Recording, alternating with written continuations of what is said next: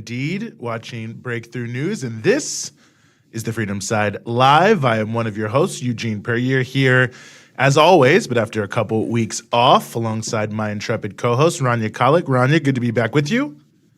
Eugene, it's so good to be back on with you. I missed you. Well, I appreciate that. It's been too long.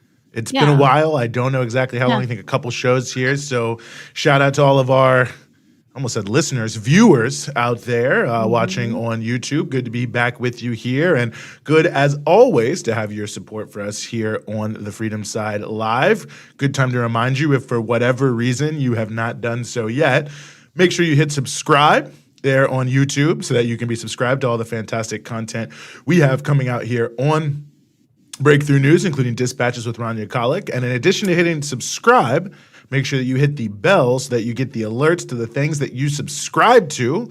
And then that way you won't have to work very hard or look very far in order to be on top of all of our Breakthrough News coverage. And Rania, what else should our viewers, not listeners, do?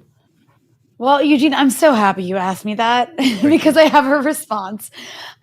So for those who want to support the show, there's several ways you can do it. One of the best ways you can do it is by going to patreon.com/breakthrough news and becoming a patron for as little as $5 a month to help support the show. And also you get access to exclusive content.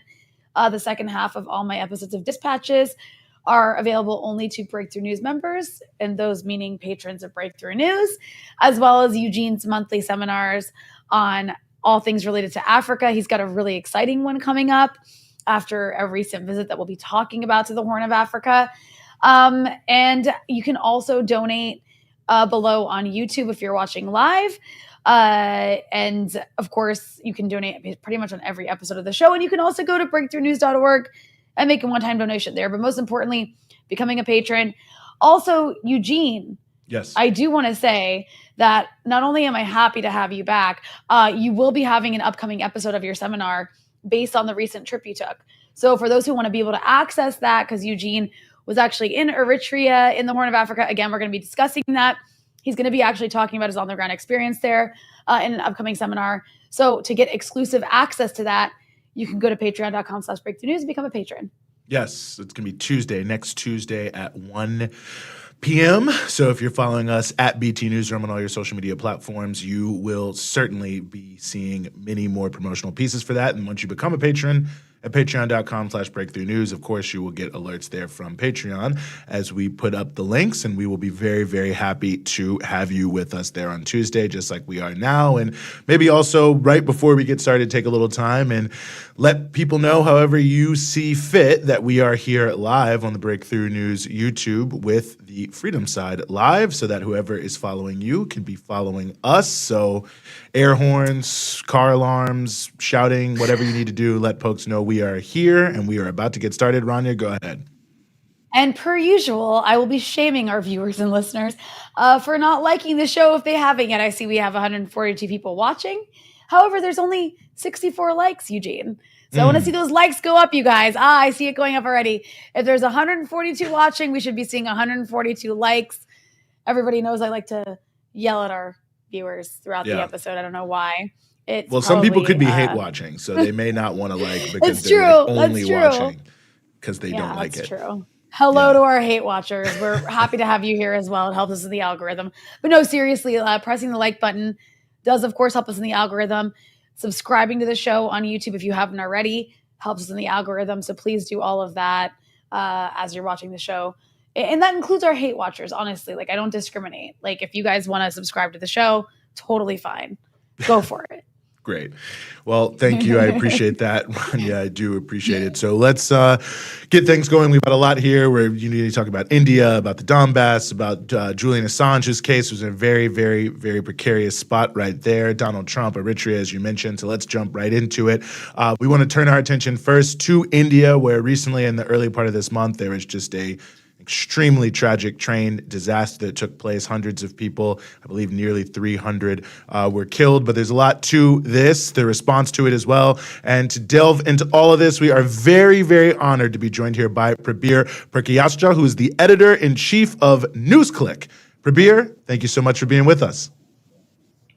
Good to be here with you.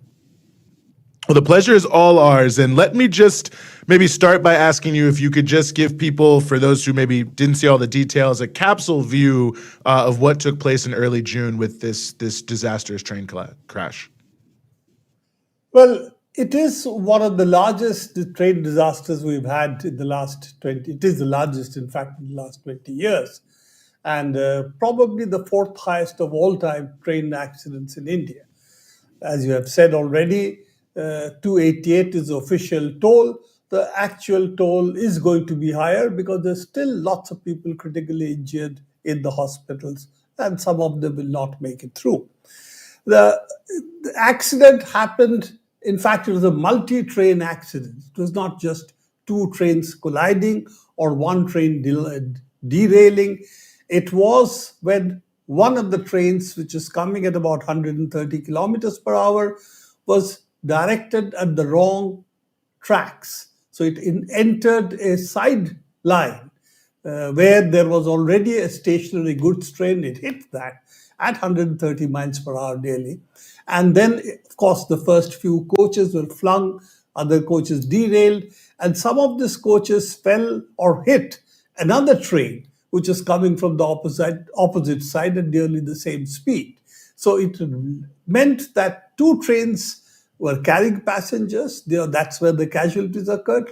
But three trains were involved in this. And it all happened because one of the trains, which is coming at speed, which was not supposed to stop at the station, was supposed to go directly through the station, was really diverted by whatever mistake that occurred into a sideline, a loop line as it is called, or where a stationary goods train was already there.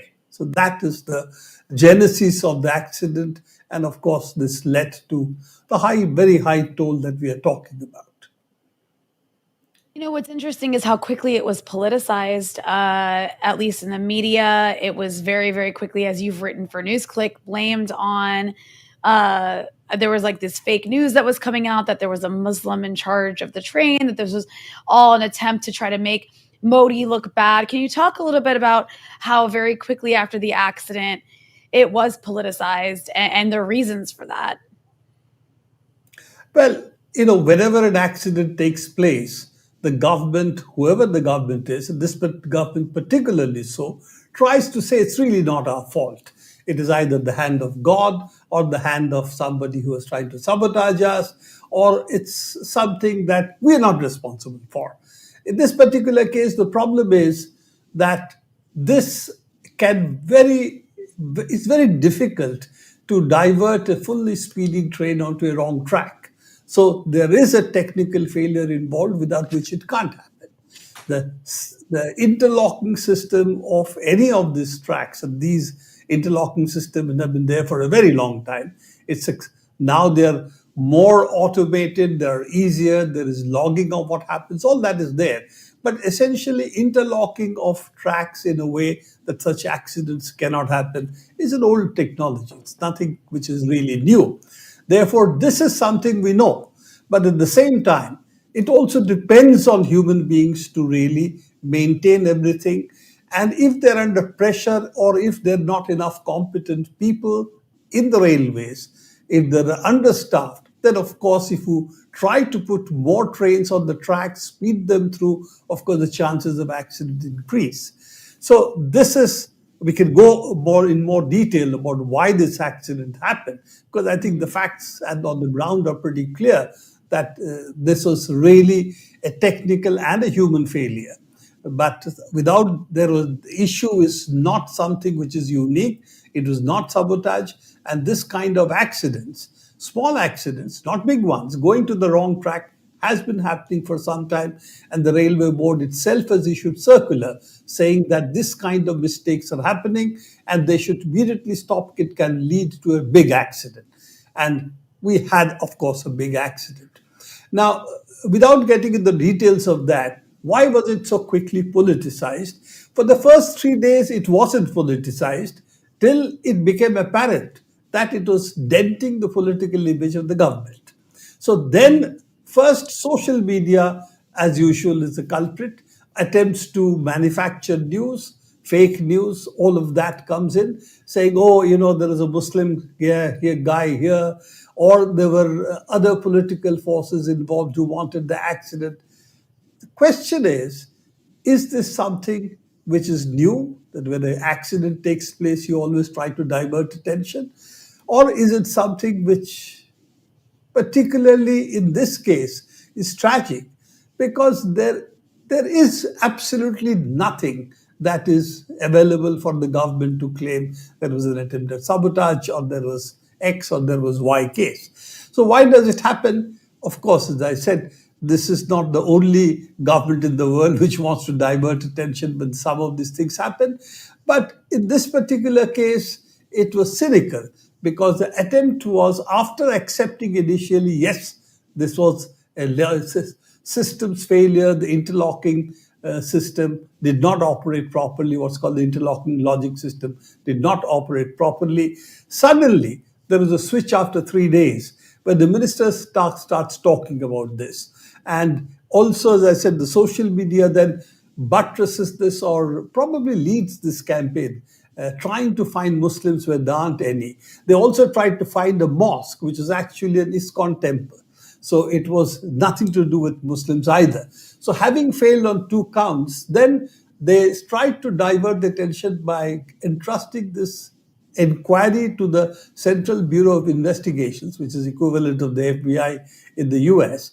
So clearly trying to say there is a conspiracy involved, while at the same time, the safety commissioner is performing what is the official inquiry into the accident, which is what has to happen in any such accident, and it's not even under the control of the railways to establish independence. So all of this is happening parallelly. So without establishing first what's the technical basis of the accident, to try and do a CBI inquiry and convert it to a criminal inquiry is, of course, to really try and, at least in the media, at least in the social media, try and present an alternate story. But I always think, maybe I'm always optimistic, I always believe that it's not possible for people to really go against the truth for too long. Yes, you can do it for some time, you can do it with some people. But in this particular case, I don't think this is something which is going to succeed. Yes, to those who are committed to believe everything is the fault of the Muslims or the left or anti-national forces, which they see under the bed every time they go to bed, I guess that's a different story. But for the general run of the people, I don't think this story is going to cut much ice. Yes, there has been a systems failure, and yes, there are lots of reasons why such a systems failure has occurred. It makes me wonder as well, in terms of the attempt to distract people from what, the actual causes of what are happening is what's the potential fallout here, for the Modi government? I mean, obviously trains are a big part of any country's infrastructure. And I know certainly that the BJP, it's, I don't know, I remember they were a $5 trillion economy. Now they're saying they're going to 40 trillion, but, presenting themselves as the next best place for people to invest from all around the world, where you want to decouple from China, go to India, and so on and so forth. I mean, it seems like this does poke at least some holes in that sort of claim for great economic stewardship and investment in public infrastructure. Could this have a broader fallout, for the ruling party? I know next year there's elections. And anyway, let me stop editorializing here. I mean, I wonder your thoughts about that. Yeah, question is how much are the real issues going to come out in public? And let's look at first, before I address your question, let's look at first why did this accident take place? We have something like 350,000 vacancies in the railways. Now, of course, Indian railway system is a huge system and there are a very large number of employees, but still, this is not a small number. Out of this, the technical staff who are supposed to look after this kind of systems, that number of vacancies is even larger. So on one hand, you have technical staff who are therefore pressurized to do continuous work, do 16-hour shifts, There are not enough technical staff doing critical activities which they have to do. So that is one part of the one side of the story. The other side of the story is that you're trying to introduce more and more fast trains. So in order to show Modi as bringing a new phase into railways, you're now introducing 75 new trains. And of course, if we want to introduce 75 new fast trains, what you're going to do is the time involved in two trains to pass is going to reduce. So the maintenance time involved for the staff to whatever they have to do to address this issue, they get about 5 to 10 minutes to fix a fault. Now that doesn't give you enough time to do safe, actually maintenance. So you are on one hand having less staff, not recruiting enough staff, and yet you want to increase their burden in various ways, including speeding up the trains. So that is one part of it. Secondly, you have a budget. The railway budget in India is pretty big. After all, it is the fourth largest railway system in the world and second largest in terms of the passenger traffic it carries. So if you look at that, of course, it's a very large system. But if you look at what is the investment being made, it has been investment being made to speed up all of this, but investment for track maintenance, critical support, in terms of buying equipment and so on, for purposes of maintenance, all that is not there. So there are various committees which go into it. Statutory audits takes place, and the audit said that this is strange, that you have so many problems in the railways and you are not the money that is being saved or not being spent, or the money that is not being put into the kitty which has been budgeted, is essentially on safety system or track renewals and so on.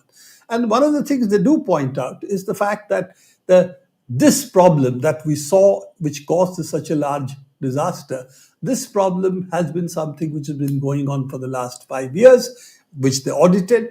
Last 4 years of audit they did. And this shows that a number of derailment have taken place due to specifically this faulty signaling equipment. So it's not something which is not known, but yet the safety budget of the railways, in which money has to be put in by the railways, is not put in, not enough is spent, while money is being put in for a bullet train connecting Ahmedabad to Bombay and a very large number of new faster trains that is being introduced. So it's a lopsided development that is there, clearly visible at the moment. But the question again is that, as you said, what is the political repercussions of this accident?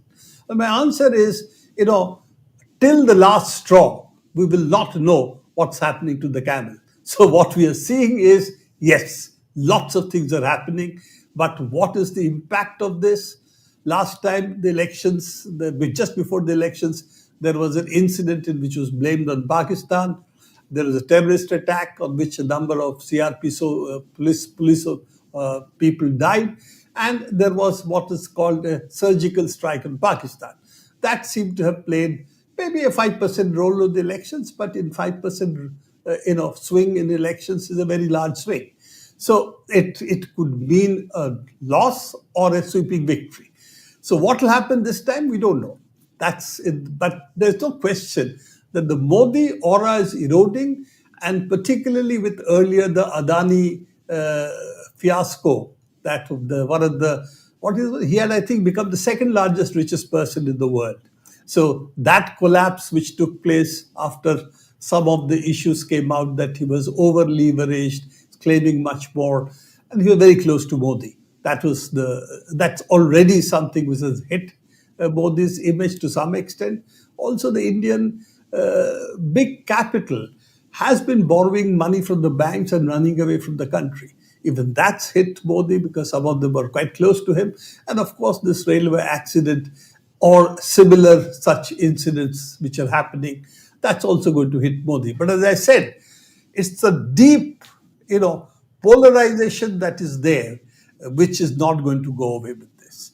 So the polarization will continue. But yes, there is a large section of the Indian people who will still swing from one side to the other. And I think it's incrementally his electoral strength is reducing. To what extent? We'll have to wait till 2024. Well, one thing we can be sure about is no matter what happens, NewsClick will have the coverage for us to help us understand it all. Newsclick.in. Hopefully everyone's checking it out. Puryear, thank you so much as always for giving us some of your time here on the Freedom Side. Thank you very much for having me with you and hearing what you were saying. I like. I hope he was saying that he liked us. I He was appreciate it. I think that's where it was going. I'd like to think so. I'm going to assume. Yeah, newsclick.in. You know, if you care about India, interested about India, NewsClick is a great place to follow on a regular basis. Written and video content, it's there and very, very worth it. Well, let's keep the movement moving on, as they say, Rania, unless there's anything you want to interject before we move on. I mean, who says that? Who, like you said, as they say. Well, Matt, our very intrepid engineer, cameraman, all-around great guy, also fantastic musician, he says that. Couldn't hear that. Okay. Just want to throw that out there. I'll believe it. I'll believe that Matt myself and believes Sean Blackman used to Okay. always say that on By Any Means Necessary. So, I'm just saying, if you're going to say as they say, I just want to know who says that. Thank you. I'm glad that we have confirmation that all great people you just listed. Yeah. Comedia Negra. Check it out. Great band. Let's keep it moving into another part of the world, very crucial part of the world, that is Ukraine-Russia theater. As anyone watching the news in the United States knows, increase in fighting there, the so-called counteroffensive in Ukraine on the front pages of everything here, but pretty limited coverage in terms of some of the things you hear about. So to give us a more well-rounded view, we are very, very honored to be joined here yet again by Johnny Miller, who is a British journalist and a Press TV correspondent currently in Donetsk. Johnny, thanks so much for being back with us. Thank you very much for having me. It's good to be back. Good to see you guys again. No, absolutely. And the honor is all ours. And, you know, here, obviously in the West, and I'm sure you're seeing this, a lot of news vis-a-vis, you know, what's being called the Ukrainian counteroffensive. And you hear a lot about what Russia's doing, but you don't hear a lot about what's happening on the other side of the line. You're there in Donetsk. With this, I guess, offensive or whatever we want to call it, are you seeing an increase in terms of, you know, what people living there are subjected to vis-a-vis the elements of war that sadly stalk many civilians? Well, let me just tell you what it's like in Donetsk. So a few months ago, I was here. I think I maybe spoke to you a few months ago or sometime around then. A missile landed 20 meters from where I'm speaking to you right now, just outside my apartment. I was up at my local cafe up the road. 2 missiles landed either side of the cafe. The windows smashed, showering the people inside with the glass. Missile landed outside my local supermarket, just about 300 meters away from where I am now. I was nervous as hell just leaving the apartment. But now, I'm back a few months later, it's summer now, it's actually quite peaceful in the center of Donetsk. It's a big city, but to give you an idea of what it's like, you can be sitting at a cafe or a restaurant. It's an affluent city, very nice cafe, very nice restaurant, very nice food. And then half an hour drive, the people disappear, the cars disappear, and you're in a post-apocalyptic wasteland. I remember reporting in Syria as well, in Damascus, and it was the same thing. Nice cafe, nice restaurant, half an hour away, and suddenly you're in the front line of a war zone. And so yesterday I was out with the aid workers on the front lines there, and it's scary, it's dangerous, there's outgoing, there's incoming. When Ukraine shells the center of Donetsk, a 20-year-old woman was killed a couple of days ago at the main railway station, and that was happening a lot. As I say, last time I was here, these are on the outskirts. It's difficult to say that because there's incoming, there's outgoing. People shouldn't be there. Yesterday, I was with a family whose a missile landed through their roof, replacing the chandelier in their roof. And then last year, you can go on my Twitter account and see the images of this. And a missile hit their front door, and they've got a 10-year-old child there. And it's incredible to think. I mean, I've spent a lot of time in Donetsk. It's incredible to think they still live there. How many missiles have to hit your apartment block, and you're still living there? But right now in the center of Donetsk, it's quite quiet. Why? Because the Ukrainians are focusing on their counteroffensive. Ukraine, of course, is a big country, and the counteroffensive is focused on the south and east of here, and they're trying to break the land bridge, if you like, between Russia and Crimea. By all accounts and by Western media, so far the counteroffensive has been catastrophic failure, but there is a feeling that Ukraine still has a lot of forces in reserve, and there's a feeling even on the Russian side that they will have some successes. We'll have to wait and see, but people are nervous here about whether they will or not. I mean, it's really important that you're there to see all of this, because in the West, there's this narrative that the situation in Donbass is, of course, like not really important, or if it receives any attention at all, it's in this like framing of, oh, this is just Kremlin propaganda.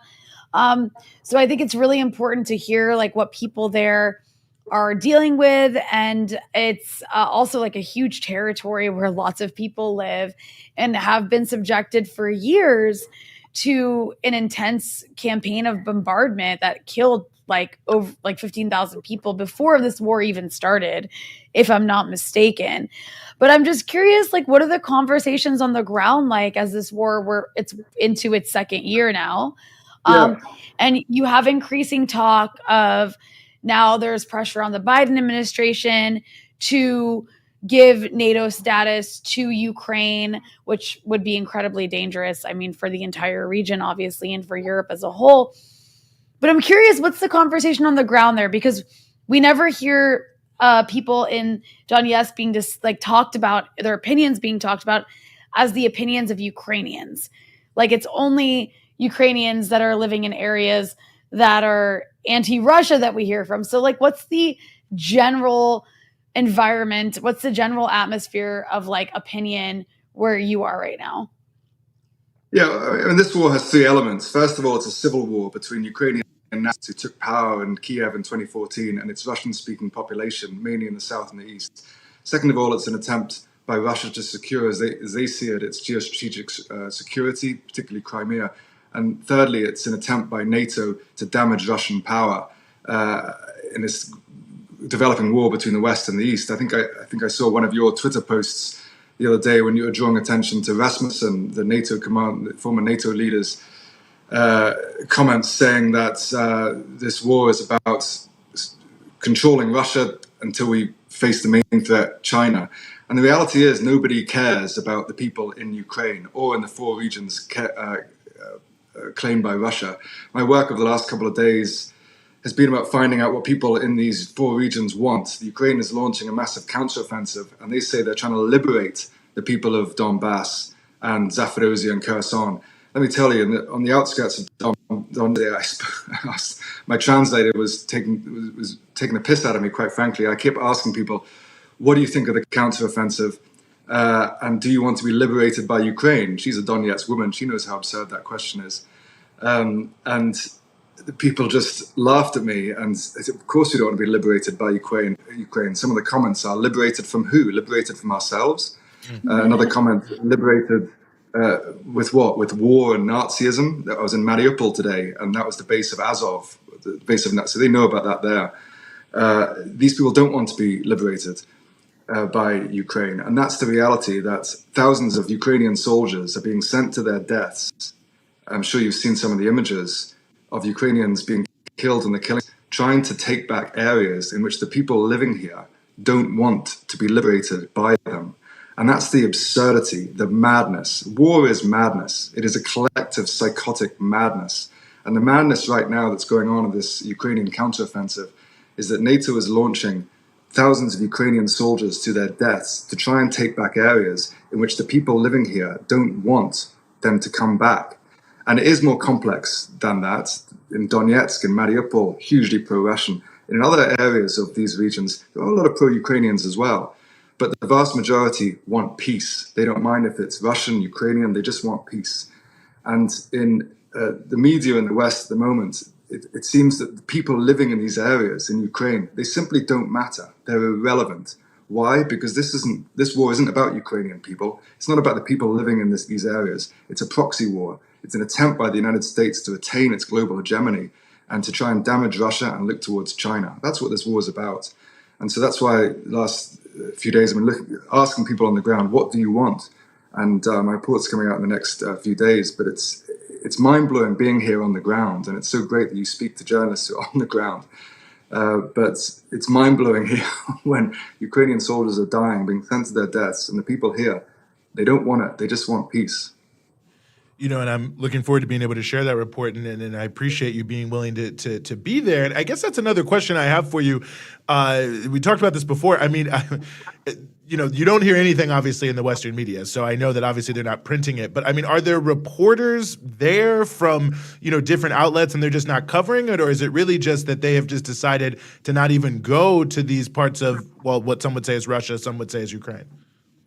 Well, it's complicated. In war, you're on one side or the other, particularly in civil war. So journalists, when you're on one side or the other, it's also a human element that if you're on one side, if I was in Kiev right now, the stories that I'd be reporting on are on Russian strikes. And in the west of Kiev, or in Kiev, people don't like Russia now. Here, people are supporting Russia and don't like Kiev. So when you're a journalist, I'm just one person. I've been focusing the last year on my work in Donbass. So the stories that I report on are of Ukraine shelling civilians here, and the vast majority of the people here supporting Russia. If I was a journalist in Kiev, then I'd be reporting on Russian strikes. So that's why it's important to listen to journalists on both sides and the perspectives of people on both sides. They have very different perspectives. And that's what's being left out. I'm sure Russian media, I don't watch Russian media too much, I'm sure Russian media is neglecting some of the civilian deaths from Russian strikes. But the Western media it's whitewashing the perspective of people here. And it's also difficult. Journalists can get in, Western journalists can get into this side. They don't want to, because if they were here, they'd have to report the same things that I'm reporting. When your missile lands outside your apartment and your windows smash over you, and you see the bodies and you see the children of people killed in strikes, you have to, most Western journalists, they're honest people, you would have to report on that. So you just don't send the journalists.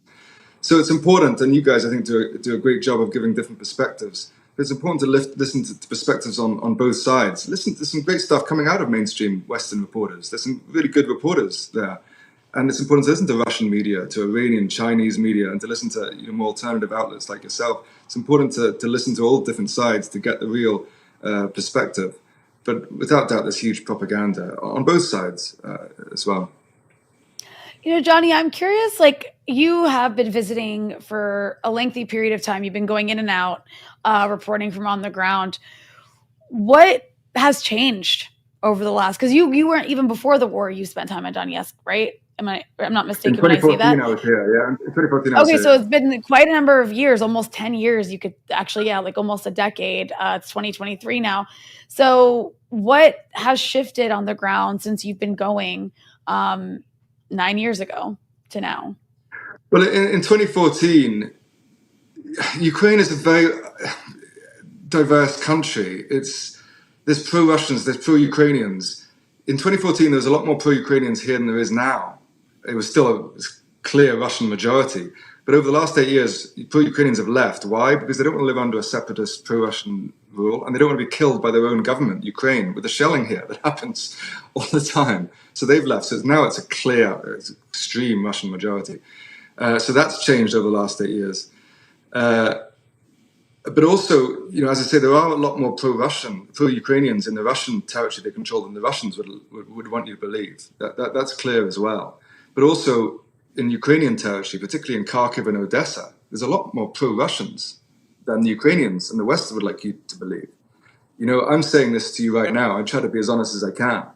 But the pro-Russians in Odessa and Kharkiv, even in Kiev, I was in Kiev in April when the Russians surrounded it. I was taken around a bomb shelter. I was pointed out, these people are pro-Russian, these people are pro-Ukrainian.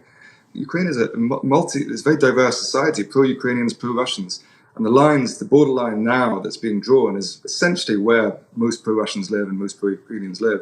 And that's why I think there should be a peace between these lines. But that's not being discussed. But even now, you asked me what's changed. I went to Mariupol today. I'm sure you know Mariupol was one of the major scenes of destruction. The Russians took it out last year. It's incredible being there today, and I'm going to making a report for Press TV and put out a long Twitter post in the next few days. Mariupol was largely destroyed. I mean, about 40% of destroyed, post-apocalyptic wastelands, some of the suburbs. I went there today. There's new parks being built, fountains, children playing in the parks. I spoke to a man singing a peace song on the guitar, and it's just absurd that Ukraine is trying to take back this city, which clearly doesn't want to be part of Ukraine anymore. And the rebuilding from the Russians is incredible. Someone said to me, Russians aren't very good at propaganda, but they're good at building social infrastructure. And the impressive building they've done is hugely impressive. And being there and seeing children playing in the fountains, I've seen dead children in this war, for example. I've seen the bodies of dead children. And being in Mariupol today, it was like a surreal promise of a peaceful future that can be if there is peace in this conflict. And that's one thing that's changed as well. In Mariupol, they just want peace. People here in Ukraine, on the Ukrainian side as well, and that's being suppressed. How many Ukrainians now would take peace right now? And that's being suppressed by this warmongering media that just carries on. We need to send more weapons, more. Listen to the people on the ground. Listen to the people on the ground. And even on the Ukrainian side, they want peace. And that's being ignored because it's a proxy war, and it's not about the people of Ukraine. Mm-hmm. Well, Johnny Miller, hopefully everyone will be following you to hear some of these voices. British journalist, Press TV correspondent, currently in Donetsk. Thank you so much, as always, for joining us here on the Freedom Side. Thank you, guys. Thank you. Rania? Well, yes, Eugene. I mean, that was really, I always appreciate having Johnny on. He's like a rare voice that we don't get to hear from in the American media, mainstream media for sure. So we're happy to provide that platform here. And Eugene, before we go to our next guest, I feel like this is a good opportunity to finger wag at our audience for a moment, because I do see that 240 people have liked this show, but there are 437 watching. I can't help but notice the discrepancy, Eugene. That's almost 200 people that have not liked the show despite watching. So I'd like to see that like go up, you guys. It helps us in the algorithm. Do it. And also another way you can support the show, on top of liking, I want to see that number go up. It's not going up. I don't know why. I'm just going to let it Maybe be because for a they moment. don't like it, Rania. And that's the thing about this, is now it No, makes no, me wait. nervous. What It's if they don't going up. like it? It's going up. Okay. It's going up. It's Making going me up. anxious. No, shaming people works, Eugene, okay? Shaming people works. Negative Like the reinforcement. show. We're That's- dealing with corporations who are literally suppressing us constantly. So we need you to like the show to help us boost us in the algorithm. Also, become a member of Breakthrough News to access exclusive content by going to patreon.com/breakthrough news. I will stop lecturing our audience for the moment, for the time being, so we can move on. But we do appreciate all the support. Yes, we do appreciate your support, and we are going to keep moving forward here, turning our attention primarily to what's going on with Mr. Julian Assange, but some of the Espionage Act elements surrounding him that are also very relevant, but a very critical moment for Mr. Assange. And we are, as always, very, very happy to be joined by Kevin Gosztola, live from the Windy City of Chicago. He's the managing editor of shadowproof.com, the curator of thedissenter.org, and the co-host of the podcast Unauthorized Disclosure, which has its own other co-host who's pretty good as well. I'll let you check out Unauthorized Disclosure to find that out. But of course, very happy to have Kevin with us here as always. Hey, and I definitely liked the show now. So everybody, you have no excuse, because if a guest can do it, you can do it too. I love it. Thank you, Kevin, for modeling joining the in. appropriate behavior here. We can always count on you in a number of different fronts. The first thing I want to start with here, obviously, is the case of Julian Assange, which we've been covering very, very closely for some time now. He just had an appeal denied, I believe. He's got maybe another one coming up, but it seems to be a very critical moment for him. Explain to us where his case sits currently. Yeah, it's actually worse than having an appeal denied, because the High Court of Justice never heard the contents of the appeal. And this is justice severely delayed. Not only is it justice denied, as we've seen time and time again, but these appeals, I covered them, I reported on them back in July 2022. And we now see on June 6th that the court denies him even a day in the courtroom to come present the appeal and share the arguments and see what the judge's opinions are of his objections to extradition.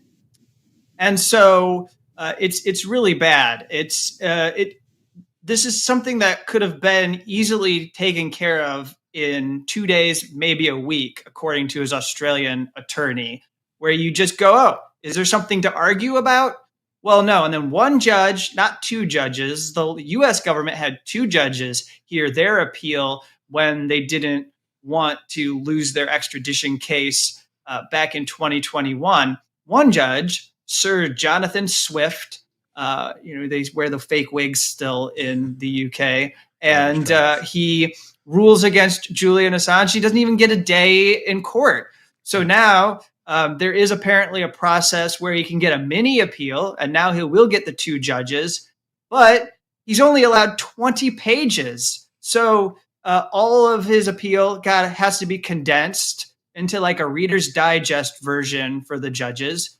And it'll be like really fast moving hearing that he gets. And we know that they're already disposed to favor the US, UK allied relationship over granting Julian Assange anything approaching a fair hearing in court. And of course, Kevin, as all of this is taking place, you do have Donald Trump being, I guess we're going to use the Espionage Act against him now, which is something he now shares in common with Julian Assange. I'm curious, not to pivot too much from Assange, but I actually think this is quite related. What do you make of these latest charges against Donald Trump? Is this something we should be concerned about? There's, of course, the irony of Donald Trump going after Julian Assange with the Espionage Act and then having it used against him. But what's the right way to be looking at this, I guess? Like, should we be cheering the Espionage Act being used against Donald Trump? Are there perhaps other avenues that could have been used against him? And why is this important when we talk about the ongoing persecution of whistleblowers? Yeah, so to me, I don't know if you know what a Mobius strip is, but like where it like goes in and out and I have that image in my mind because I see the side of people who don't want Donald Trump to be prosecuted, and I see the people who are afraid of the expanded power that the Justice Department is wielding with this Espionage Act. But I also don't think Donald Trump is being repressed. I don't think Donald Trump is in danger of losing any of his civil liberties or anything like that as a result of this criminal case. He's actually receiving special treatment under the Espionage Act right now, as I understand it, based on covering people who are whistleblowers, media sources, and then also Julian Assange. This is a man who was given no travel restrictions. He didn't have bond when he was in the courtroom. He is able to go do fundraisers and rallies. His Trump Force One, the private jet that he owns, is not required to stay grounded. He's allowed to travel anywhere in the United States, and he doesn't have to stay in the Miami area, as I already said. No travel restrictions. This is unheard of. And then the fact that the prosecutors for the Justice Department didn't even argue in his arraignment hearing that he might present a flight risk, which is what they do in every single Espionage Act case now, is what they did in NSA whistleblower Reality Winners case. It's what they did in drone whistleblower Daniel Hale's case, or what they would have done if it weren't for the fact that he was able to show that he had a supportive group that could take care of him. Jack Teixeira, a more complex, complicated case up in Massachusetts, the Air National Guard person who was posting documents to the Discord. Well, he's in detention right now because he was deemed a flight risk. And so Donald Trump is not being repressed. That said, any single Espionage Act case is a political case, just by virtue of the fact that leaks happen all the time in Washington, D.C.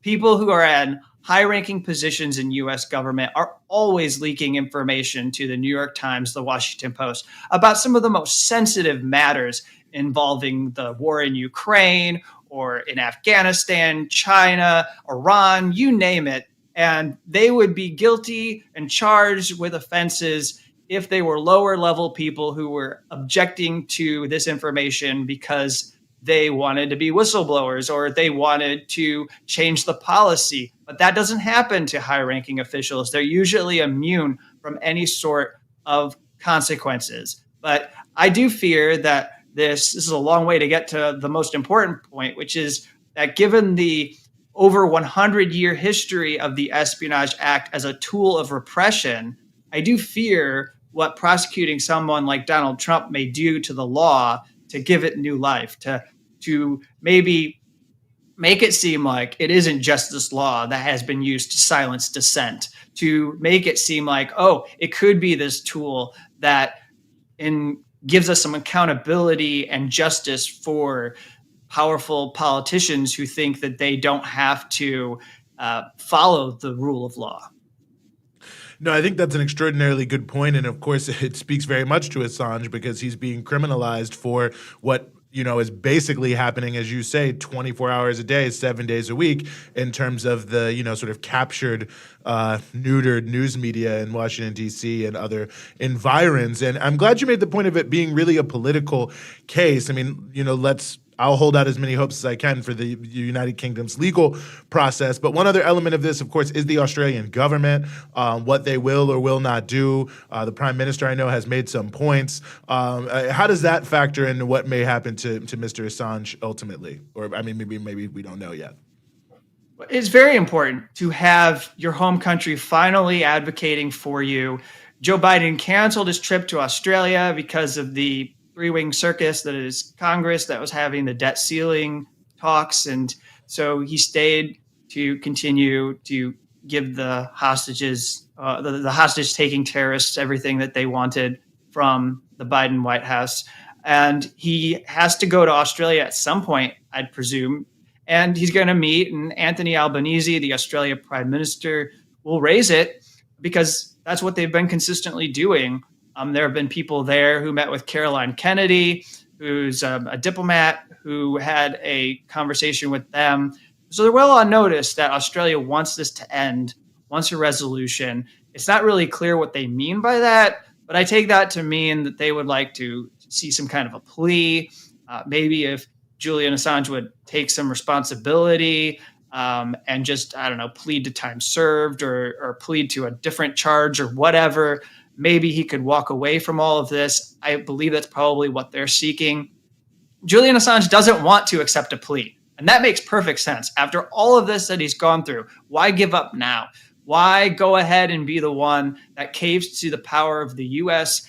empire that you've been challenging and plead to a charge under the Espionage Act that is going to fundamentally shift the power from the hands of people like us who do journalism to the government, where they have a mechanism that they can go after and try and claw back documents that they don't want us to report on. Because what's going to happen is they'll come to us with someone who represents the Justice Department or is part of a legal department in an agency, and they'll say, use your opportunity, like what they did with Donald Trump. Give the documents that you have in your possession back to us now, and we'll just look the other way and we won't care about what you are doing and we won't try and charge you. But if you keep the documents and you try to report on them, we're going to have to prosecute you under the Espionage Act. And that's really the future of journalism if Julian Assange's case continues to push forward. Right. And I mean, Kevin, as we enter into, almost the end of the Biden term, and we've seen obviously like the case against Julian Assange is at this point quite bipartisan, even if, Trump took it to a level that Obama was not prepared to. Joe Biden has continued with the Trump case against Assange, hasn't done anything to put a stop to it.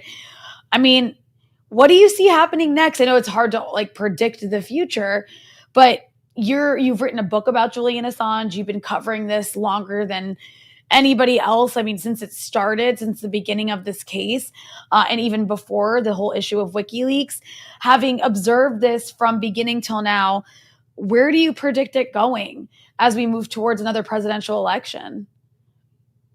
Yeah, I'm not the best prognosticator. Admittedly, I was wrong about Donald Trump when it comes to the Justice Department charging him. I just thought that knowing what happened with General David Petraeus, who was accused of leaking to his biographer who he was having an affair with, that his lawyers would negotiate and he would get out of it and he wouldn't be charged under the Espionage Act. But then that would have required Donald Trump to accept responsibility that he had done something wrong, which is not in Donald Trump's DNA. So as far as Julian Assange's case go, my best informed prediction is that we are going to see this continue to unfold very slowly, but he's running out of options, and it's very likely that in 2024, while Joe Biden is campaigning for re-election, unless we see something change, Joe Biden will be out on the campaign trail, and Julian Assange will be brought to Alexandria, Virginia, and arraigned, and the proceedings leading up to a trial will start to unfold before Joe Biden but people have an opportunity to vote for him in the general election. I don't know if that has any bearing as a backdrop, but I would expect that Donald Trump and his base, or whoever is the Republican challenger, will probably try to find a way to manipulate this against Joe Biden. I can only expect that they will lie and deceive their base as to the responsibility that Donald Trump has for the predicament that Julian Assange is in at Belmarsh High Security Prison. And so that's what I think looking forward. I did my best with my book to put together a guide for those who want to know the basic issues in this case. It's a sprawling case that extends to well over a decade. I've been on your show talking about a range of issues, but the CIA targeted Julian Assange while he was in the Ecuador embassy. They have a lawsuit against them right now that's being pursued by 2 journalists, 2 attorneys that were visitors that came to the embassy to meet with Julian Assange because their privacy rights were violated. We know that this private security company, UC Global, was working with the CIA, and they were basically engaged in a conspiracy to try and kidnap or even possibly kill Julian Assange while he was in the embassy. There was all this eavesdropping on attorney-client privileged communications. They did their best to prevent and succeeded in preventing Julian Assange from getting diplomatic status to leave the Ecuador embassy and fly to Ecuador, where he could enjoy his asylum and no longer live in an effective prison in the Ecuador embassy. This is a long way of saying that there are so many issues, and I really invite people to go through my book and become knowledgeable about them, because the defense that I make for Julian Assange, the case for his freedom in that book, is unfortunately one that Julian Assange will probably not be able to make in a courtroom in the United States. So the people outside of the courtroom have to be prepared to advocate for him in the court of public opinion. That is the only way that we can have a resolution that saves and spares Julian, because it is not going to happen with the legal system. The legal system in the UK is not going to save Julian Assange. The legal system in the United States is not going to save Julian Assange. The only people who can save Julian Assange are here. They're watching this broadcast. They're you and Rania, Eugene, and they're people who care about freedom of the press and liberties, and also care about access to information and care about liberation, care about what this information and the cables and the war logs did to wake us up to operations and foreign policy that was secret, that nobody wanted to admit was happening behind closed doors. Things like talking to divers to maybe potentially go do a sabotage operation against a gas pipeline. That's the kind of thing that were in the documents that were exposed by WikiLeaks, published by Julian Assange. That's why he's been targeted. That's why they wanted to shut him down. And that's why they are relentlessly pursuing Julian Assange and refuse to back down. No, very, very good summary.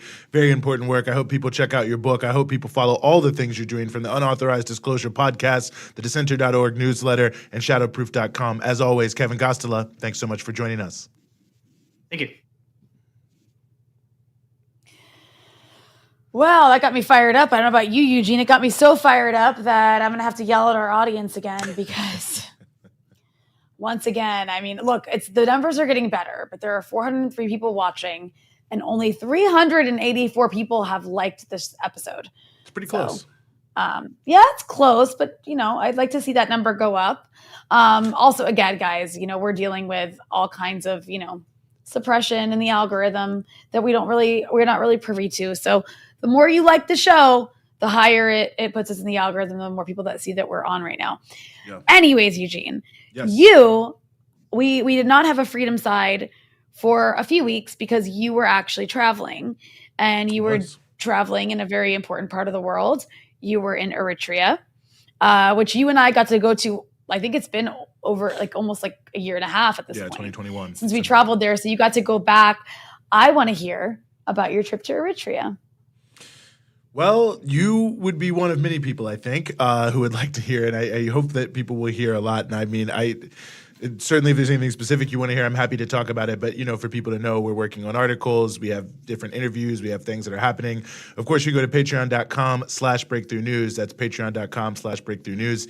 Next Tuesday at 1 p.m., our Africa seminar that we do every month. Certainly you could ask me about any other country, but since I was just in Eritrea, anything you may want to ask about that, you'd be more than welcome. We'd be more than welcome to have you there with us on our seminar to ask anything that's on your mind. But Rania, you are the questioner here. I mean, it's hard to even say, as I was there for 12 days. Many, many different things happen. If you look at my personal Twitter at Eugene Puryear, you can see some of the things that I was able to see and to do. So it's hard to even know where to start, because really when you not only did I see a lot, but when you're talking about a country that is one of the most demonized countries on earth, one of the most sanctioned countries on earth. I mean, they call Eritrea the North Korea of Africa, which is, I think, quite frankly, a slander on both countries. But, because of what we know about North Korea and America and the way it's presented, or what we don't know, let me put it to you like that, and the way it's presented in the United States, why would you even use a moniker like that for a country like Eritrea? It's really to invite people to turn their brains off, to not be in any way, shape, or form critical, to not look into anything, to not care what may or may not be true, to believe any outlandish story, no matter what the story may be, anything you hear, it all must be true. I mean, it's all designed to sort of close down people's critical thinking. So, I mean, that's certainly why I wanted to go back to the country. I mean, it's why I think we have continued to cover it from outside the country, here on Breakthrough News, because ultimately there is a whole other story and a whole other narrative that to say you're not hearing it is honestly not even doing justice to how little you are hearing about anything that's not, either outright obvious lies or things that are decontextualized or things that, who knows whether they're true or false, but nonetheless, are only negative. That's sort of the darkest of dark night type of thing that you read, and we're hoping to illuminate, a lot of that, and also to follow up on some of the things we were there for in the first trip as well. Rania, we were able to interview this time around a number of young women who fought in the Tigray War, young women soldiers of the Eritrean Defense Forces who were there fighting. So, I mean, I think an important follow-up to the aftermath of that massive conflict that was, of course, backed by the West that, now it's faded far out of the front pages, but there's still so many things in there. You can see in between us a picture of some of these young soldiers who were very, very gracious in telling their stories and the things that were happening. So, a lot of interesting things like that are coming up, different places that we went. I was able to look into various aspects of how the economy is running, what the impact of sanctions are. I had the opportunity to travel to Nakfa, which is the historical sort of base of the liberation movement there in Eritrea. I was in different parts of the country, Keren, Alphabet, Massawa, Asmara, of course. So a lot to be said and a lot to say, but now I'm just kind of rambling, Rania, but there may be something specific you wanted to know about that I certainly want to give you the opportunity. Well, I'm really looking forward to seeing what you spoke to those female soldiers about, especially considering the fact that throughout the war in Ethiopia, I mean, when you and I visited Eritrea back in 2021, it was sort of near the end of that war between the TPLF and Ethiopia, and Eritrea was being blamed for every atrocity imaginable by the U.S. government and by the TPLF. It's like very long enemy of the EPLF, which is something I'm sure that you can go into in more detail when you do your seminar on Tuesday. So I really do encourage people who are watching who want to learn more about Eritrea, the Horn of Africa, Eugene's recent visit, to become patrons so they can access that seminar. But I'm curious, Eugene, when you and I were there, it was, again, nearing the end of that war. And obviously Eritrea was being blamed for so much. This is kind of one of their historic enemies, the TPLF. And the country, I wouldn't say it was on a war footing, but it was the dominant conversation taking place. Was this thing happening next door in this very large country of Ethiopia against the TPLF, which has historically gone to war against Eritrea several times. I'm curious, how has the conversation changed in the last year and a half? Has the U.S. is kind of like I wouldn't say has backed out completely, but I think maybe the U.S. is a bit distracted by the war in Ukraine, that it's given less focus perhaps to its backing towards the TPLF in Ethiopia, and also the TPLF lost. So I'm curious how that has impacted Eritrea. I don't want to center just like what's happening in Ethiopia here. It's just obviously what happens next door in this very large country is very important to what takes place in Eritrea. So one, I guess, like how has the conversation in Eritrea changed? And then two, has that like allowed some breathing room for Eritrea to kind of get back to what it does best, which is it has these really, and you're going to talk about this on Tuesday, I'm sure, these really interesting development policies that actually like help the majority of the people living in the country in very significant ways. That one of the reasons Eritrea is so attacked by the US is because it has this alternative model to like its economy that the rest of Africa doesn't get to have because of US influence there. I know it's like 5 questions in one, but that's how I do it. So Yeah. I mean, take it as you want. I got there, 2 days, my mistake, 2 days after Independence Day in Eritrea, 32 years of independence that the country has had so far. So relatively young country, which I think is also something for people to remember in terms of how all aspects of what's happening in the country are evaluated. But that being said, I mean, I think that as many people told me there on the ground, it felt like there was something to actually celebrate this year as opposed to the past couple Independence Days that have been marred by the fact that there is this ongoing conflict in which the Eritrean defense forces were playing a very, very major role. I mean, there may be people who will quibble with this, but I would certainly say maybe the cornerstone role in really defeating the TPLF. So it was such a major part of what was happening in the country. You didn't know exactly what was going to happen, what the outcome of the war was going to be.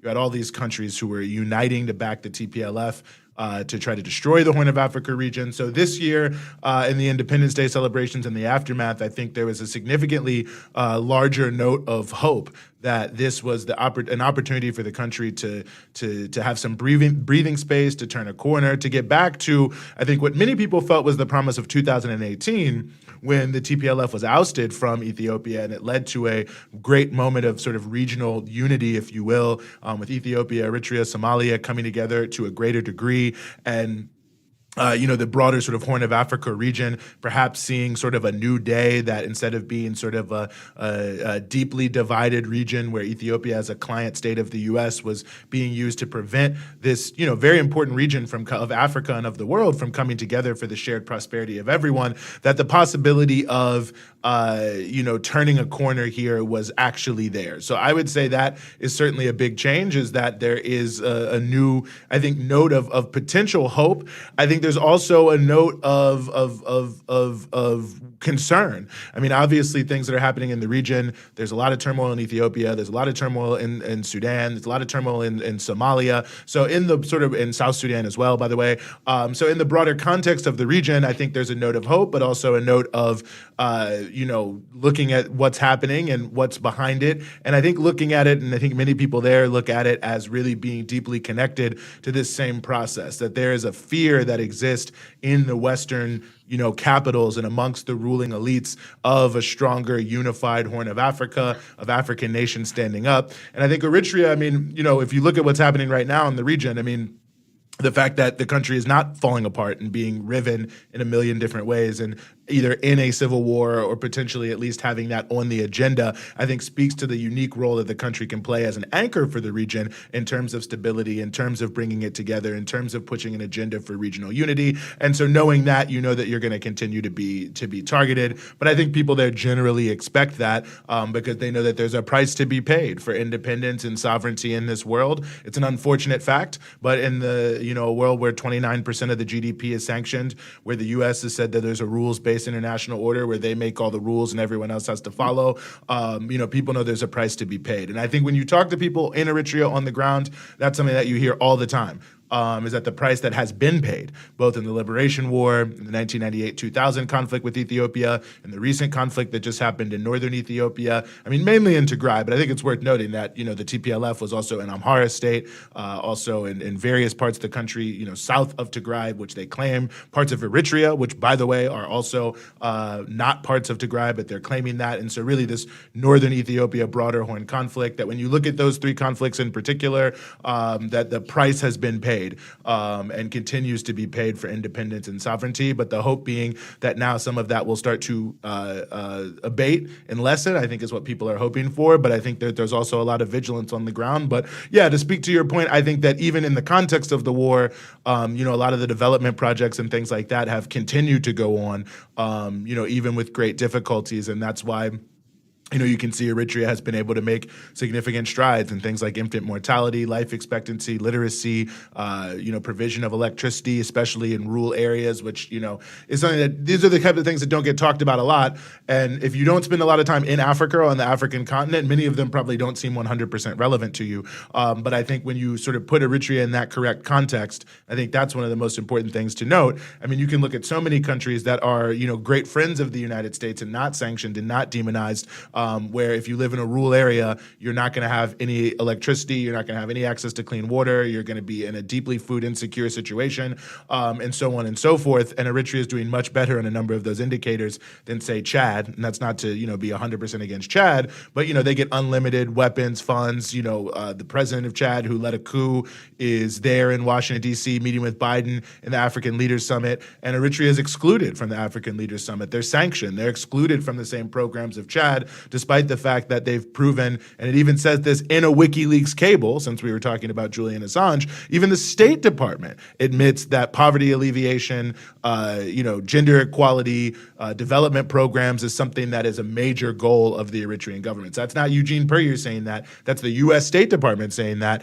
in the context of talking about why they're trying to prevent them from being a part of the AGOA free trade program. Whether or not Eritrea would have been a part of it is another question, but the basic point there being that, more or less, this is a widely acknowledged fact, even if it's behind closed doors, about the government there, but instead they're demonized as opposed to a more nuanced view of what's actually happening and taking place there. And I think that ongoing attempts to implement some of these important foundational programs vis-a-vis economic and social justice is an important part of the story that needs to be told. Well said. And I really do, again, encourage people to check out the seminar that you said Tuesday at what time, Eugene? That's going to be Tuesday at 1 p.m. Tuesday at 1 p.m. Eastern time. Check out Eugene's seminar. You can, of course, access that by becoming a Breakthrough News member by going to patreon.com/breakthrough news, where you can get exclusive access to Eugene's monthly seminars. But I think this one is going to be very important because he'll be sharing basically a longer version of what he just talked about with more in-depth details about what he witnessed on the ground in Eritrea for the 12 days that he was there. And it's not often that Western journalists get access to Eritrea in the sense that, most don't even try to go there, first of all. But also it's just this completely demonized country that, as Eugene explained, is just brushed over with the North Korea of Africa. So I highly encourage people to become a member of Breakthrough News by going to patreon.com/breakthrough news so you can access that seminar on Tuesday. It'll be very, very, very important. And Eugene, I don't know if there's anything you want to add specifically on that topic before I guess we close. Yeah, I mean, I hope people follow it, and I hope people take a critical eye and a critical lens. I mean, I just want to note, the whole North Korea of Africa thing is also a slander against North Korea, the Democratic People's Republic of Korea. I mean, just to, again, go to the African continent, there's a lot of countries in Africa that the average person, if you're living in the Kibera slum of Nairobi, North Korea is like a paradise, and that's what you're never going to hear in the Western media because everything is so decontextualized. I don't think there's anyone anywhere who says everything is perfect in their country. That's certainly not the case in Eritrea. People will tell you many different things, and we can get into that, certainly on Tuesday about things they'd like to see change, things they think are better, whatever it may be. So there's not anyone trying to sing some, rosy story that there's nothing wrong and this is what it is. But the very fact that there's no way to have any discussion in the Western media about, why it is that this country that's so demonized has a higher life expectancy than Nigeria, which is one of the richest richest countries on the African continent. I mean, that's a serious question. And I think there's a lot of questions about all of these different fronts that can be answered, and that there are a lot of things to say. And we had the opportunity to talk to people who are on many fronts of this, students of different types, people working in different projects, random people on the street I was talking to, all around small towns, the largest cities, the capitals, all these different things. So I think we're going to have a lot of really interesting coverage and a lot of interesting pieces. I don't want to say too much because we have so much coming up. We're going to try to put out a long article as well about some of the things that I saw there. Big shout out to the staff at the Crystal Hotel there. Nasmara did a great job. Fantastic. Made my stay very easy there. So if anyone there might be watching or hearing about it, thank you very much for all of your assistance. But anyway, you'll see a lot more starting on Tuesday at our seminar, 1 p.m. here for patrons only. But we'll have a lot more coming for everyone. So just look forward for it. Well, I know that I am certainly looking forward to it. So I hope everybody else is. Again, patreon.com/breakthrough news. And of course, I mean, the reason that, I keep pushing that is because that's how you can, for now, become a Breakthrough News member. So you can access Eugene's seminars as well as help support our programming here, help support our ability to continue to expand, because you know what? We're not CNN. We don't have an unlimited amount of resources. $785 million in profits last year, which is actually it's actually significantly down from the year before, and that's part of the reason why the CEO there just got fired. So gives you a sense of what they're dealing with, that's considered pretty bad. Well, before we go, Rania, you mentioned former president. I'm sorry. I love the lower third right now. I have to give credit to that. We're not CNN yet. Continue, Eugene. Sometimes when you have to say it out loud, that actually kind of ruins it, just to let you know. No, I think it's fun. No, it's kind of like when you have to explain your own joke, it's not funny. You got to just let the listener imbibe it. I don't know. I appreciated the fact that I read it out loud because I like the way I said it. And I think that, okay, wow. I feel not wrong. All right, you know what? I'm done. I'm signing off. Please. You know what? Go ahead. Take it. Do what you got to do. You wanted to talk about. Well, Donald Trump, I think we should talk a little bit about the 45th president of the United States. We briefly mentioned him. Obviously, he's been indicted on a range of different charges. I believe 37 separate charges, although, that's always, it's like you 3 or 4 things, but they charge you 18 times for it. But anyway, he's pled not guilty to all of those charges. I thought Kevin got to this in a important way, Rania. I mean, I don't know. Some people feel relatively confused about this. I don't think it's all that confusing. I mean, the government is often very unfair for various different reasons. And obviously, they have decided to target Donald Trump for a range of different reasons. I mean, I think the main reason, and to me, this is what this actually speaks to. There are many things you could say that Donald Trump did that I would view as real crimes. Giving $1 trillion to the richest Americans in tax breaks for no reason at all. Doing things like unlimited increases to line speeds at meatpacking factories. So people's hands, fingers, and arms are being cut off left and right. Ending the opportunity for workers to get paid fairly for overtime. I mean, there's a lot of things that he did that are pretty bad. And yes, if you're listening and you feel like you're not getting paid correctly for your overtime, Donald Trump, he's the reason why. If you're at McDonald's and you can't organize a union because they say that McDonald's doesn't really own the place, well, that's Donald Trump. That's preventing you from doing that. But none of that really matters. A lot of Democrats are for all those kind of things too. They're more than happy to service the richest people in the country no matter what. But they do dislike Donald Trump because he breaks various norms that they care about.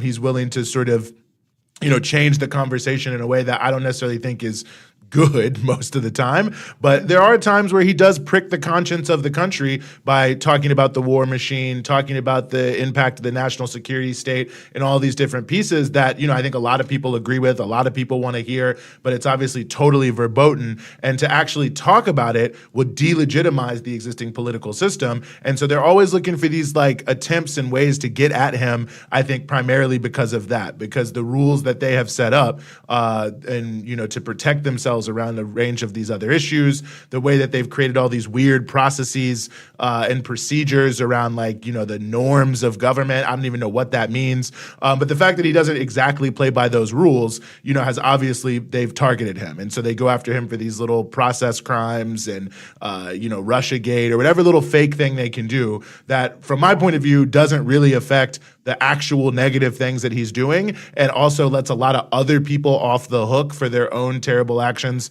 in league with him or on their own, in order to, try to restore these so-called norms of America back into the political system, which are just designed to protect the ruling elites. I mean, he might represent a different faction of them, but that's, not exactly how it works. It's all sort of one group. So you can also be elite, but if you're outside of the group, you're still challenging their ability to use that group think to drive a certain narrative to control the country and to control the world through the so-called rules-based international orders. So I agree with Kevin. I don't think he's being persecuted. He's definitely being given special treatment. Like, no person charged with crimes this seriously is being treated as easily as he is. But I think it is relatively clear that he's being targeted not for any actual crime, but for just existing outside of what the sort of mainstream political sphere in America deems to be, kosher. No, totally. I don't disagree with anything you said. And I do think Kevin makes a really good point when he says there's other things he could be charged with besides the Espionage Act. And I mean, there is some disagreement even among Democrats, but their disagreement's kind of annoying because it's like, oh, but is this good for the country? Like the good of the country. When it's like Donald Trump has done so many horrible things, honestly, it's like surprising. It's not surprising, actually. It's amazing that he's gotten away with as much as he's gotten away with. And I don't like this knee-jerk reaction of just automatically being against him being punished for anything he's done.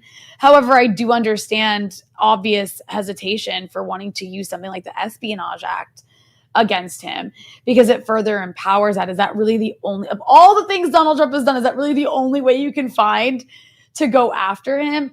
And I also think that like the people who hate him get way too excited when anything does happen because ultimately it never ends up actually like having any serious consequence. In the long run. Like, how many times have we heard the walls are closing in on Donald Trump? Yeah. I think there's been like montages made of that. So I'm like skeptical. And I kind of just sit back and wait to see what really happens. But I certainly don't think we should be using the Espionage Act in really like serious ways like this against anybody. And I really do think it's like a cop-out.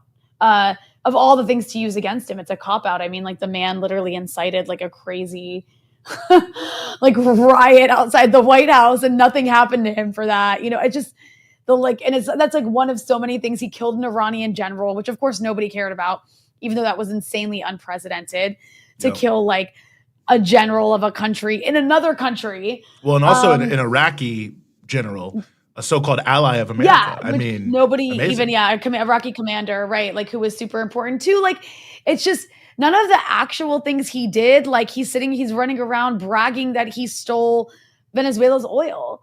And no one seems to have a problem with that except for like leftist media. I really have not seen that repeated, like go viral anywhere else except for like on leftist Twitter and in leftist media. And it's like, he's literally just admitting to these things and none of that matters because that's par for the course. That is what America does. And in reality, you know what Donald Trump's biggest crime is saying the quiet part out loud. I mean, when it comes to like the way that sort of like neocons and liberals attack him for, it's for saying the quiet part out loud, not the actual like crimes he's committed. Yeah, I mean, it's all designed to have a disciplining effect, like the Espionage Act, right, which is just designed to reinforce the power of the state to make, totally arbitrary distinctions about who's allegedly a spy. And I mean, and again, I think one of the things we may have learned from WikiLeaks actually is that this whole government's like classification scheme is in and of itself quite dubious. And a number of things that are so-called classified are actually not that secret whatsoever, nor would they have any sort of thing. So that the government is actually using the classification system to just sort of create a secret government. So that way they don't actually have to be accountable to the people in the United States for whom they're supposed to be accountable, right? So that strengthens that. The same thing with Russiagate. Step out of line, you question anything about U.S. foreign policy, we'll go after you for that. So, that's what's verboten in the American system, questioning the national security state and the military-industrial complex in any way that may challenge U.S. imperial hegemony. Now, when Donald Trump sent lethal lethal weapons to Ukraine, no one was complaining. And they certainly aren't putting him in jail for that, despite the fact that that had played a massive role in fueling the conflict there in Ukraine and increasing the level of violence and the level that was going against Ukrainian civilians on the Donbass side of the line there. The maximum pressure campaign in Iran, well, that's okay, and Biden's continuing it. I mean, Venezuela, I mean, yeah, Trump was taking the oil. Well, the Biden administration has facilitated the continued theft of Citgo, the largest state-owned asset in Venezuela, which is now about to be broken apart and sold for parts to Canadian and U.S., so-called creditors in a totally fraudulent, completely illegal from the point of view of international law type of process. That's all fine. As long as you're within the boundaries of, the imperial state, you're good to go. No big deal. Drop the mother of all bombs. That's fine. Trump threatened to bomb the Grand Ethiopian Renaissance Dam. That's fine. All these other things, the, so-called Abraham Accord, the attempt to normalize Israeli apartheid, to do anything. They kill as many Palestinians as they want, moving the embassy to Jerusalem. That's fine. All of that's good. But anything that challenges the imperial consensus, anything that challenges the ability to have essentially a secret government, that's what they want to stop. And that's what they hate about Donald Trump. And that's why they're always complaining about Donald Trump being against the so-called norms of Washington, which are, by the way, fake. I mean, you can have norms. Like if we live together, we can have norms about how we act as roommates, but it doesn't make it the law, it doesn't make it true, doesn't make it right. But they've created this space where Donald Trump is supposed to be hated for basically, process crimes, things that don't really matter, things that are marginal, and that but that it's okay, as long as you do the things that are, within the lines of destroying the lives of working people and oppressed people around the globe. That's good. When Trump did that, that was fine. And that's what all the Republicans say. All the Republicans who criticize Trump, they all say, I remember Cheney. What's her name? Lynn Cheney, right? That's the one. Or is that the wife, the daughter? No, it's the daughter. The daughter. Liz Cheney's the Okay, daughter. I can never. All of them. Who cares about all of them? Any of them? Yeah. That was her whole thing. Her whole thing was, I voted for Trump 98% of the time. They all say that. I voted with Trump 98% of the time. So it's just that 2% that they're upset about. 98% of it, it's all good to go. And I think that's, a notable factor in how this whole thing is playing out. So we'll see what happens. We'll have to see how it plays out. We'll do what we can to cover it as well. Shout out to Sierra. Shout out to Armchair Marxican and all of the anonymous folks who have donated here on the show today. Yeah, thank you to everybody who donated. And once again, go to patreon.com/breakthrough news. I sound like a broken record. And become a patron for as little as $5 a month. And you can access exclusive content, including the second half of Dispatches, the show that I host on Breakthrough News, which the second half is behind a paywall. If you want to find out what's happening in that second half, become a patron. And you can access Eugene's monthly seminars on Africa, the most important of all of them, coming up this upcoming Tuesday at 1 p.m. Eastern time. Become a patron for as little as $5 a month, and you can access that and get the updates of Eugene's on-the-ground visit to Eritrea over the past couple of weeks. And Eugene, I don't know what else to add to that other than thank you, everybody, for liking the show to help us in the algorithm. I appreciate that I had to yell at you 5 times to make it happen. Well, why don't we just leave it on that note? Thanks, everyone, for watching. Thanks to all our guests. On behalf of myself, Rania Khalek, and our whole Breakthrough News team, we will see you next week.